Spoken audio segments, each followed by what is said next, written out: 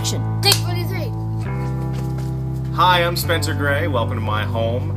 I'm a private chef and food blogger here in Los Angeles, California.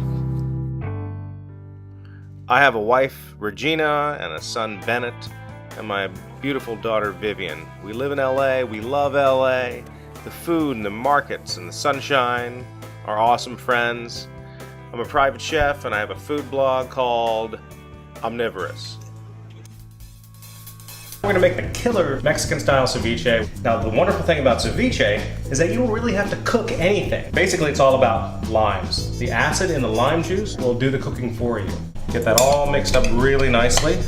It's pretty much ready to go right now. If you wanted to, you could let it sit for another hour and all the flavors really meld well together. And a nice little wedge of lime right there.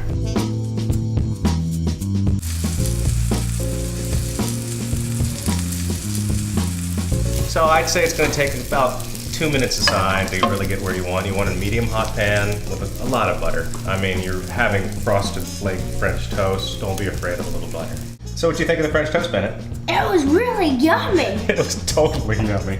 I love to serve it on crushed ice because it keeps the shrimp cold and gives it a nice snap. And I think it looks cool too. So put the shrimp right on top of the ice. And then we have our 2 sauces right there for you, ready to go. It's creamy, got a lemony flavor to it, a little bit of the heat from the Old Bay seasoning. It's dynamite. Tomatoes down on one side. Okay, I generally like the bacon next. Okay, we have a beautiful piece of salmon right there. And then close the whole thing up. And that's huge. It's beautiful though.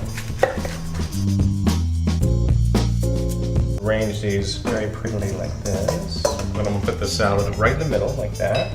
Maybe I'll take a tiny bit of that dressing, drizzle a tiny bit more over the meat, and I'd like a few crushed peanuts on top. Wow, that's so good.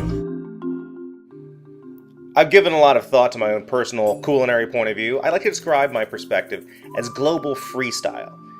You know, I like to take new flavors and play with them and make them more familiar to people if I can. I like to take an interesting, maybe an exotic ingredient and introduce it to people and maybe take away some of the mystery.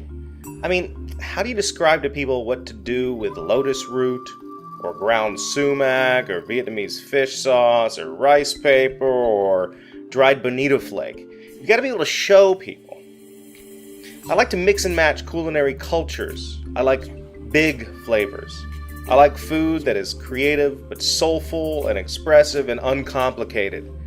I mean, sure, I like to make complex dishes all the time, but contrasts and flavor and texture and sight and sound all need to work toward a unified flavor, whatever the essence is of that thing I'm trying to cook.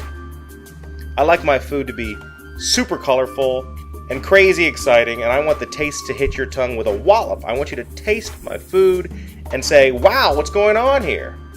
For me, nothing beats the look of excitement on someone's face when they taste my food and they enjoy it. Nothing is more fulfilling, and that's why I do what I do. It's why I've been doing it for years, and that's why I want to have a TV show and show people how I do it in my own life for real.